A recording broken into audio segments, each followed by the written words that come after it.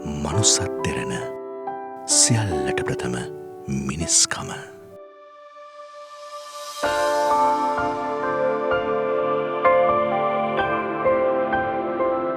වකුගඩු රෝගීන් මුල් අධීරයේම හඳුනා ගැනීමේ අරමුණින් සංවිධානය කරනු ලබන මනුස්සත් දෙරණ වෛද්‍ය සායන මාලාවේ 79 වන සායනය පසුගියදා මාතලේ උකුවෙල ප්‍රාදේශීය ලේකම් කාර්යාලය පරිශ්‍රයේදී පැවැත්වුණා.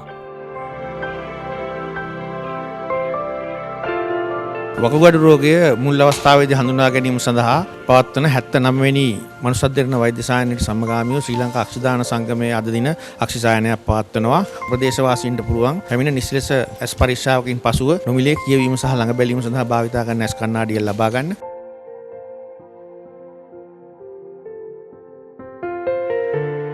නවන මනුස්සත් දෙරණ වෛද්‍ය සායනයට සිප්ලා ආයතනය අපිට සම්බන්ධ වෙලා නිරාහාර රුධිරයේ කොලෙස්ටරෝල් පරීක්ෂාවත් නිරාහාර රුධිරයේ ලූකෝස් පරීක්ෂාවත් යන පරීක්ෂණ දෙකම සිදු කරා. ඊට අමතරව සිප්ලා ආයතනය මගින් සිදු කරන අදුම රෝගීන් හඳුනා ගැනීම සඳහා සිදු කරන හරි හුස්මක් වැඩසටහන යටතේ සසන රෝගීන් හඳුනා ගැනීම සඳහා සිදු කරන පෙනහළු පරීක්ෂාවත් මේ අවස්ථාවේ සිදු කරා.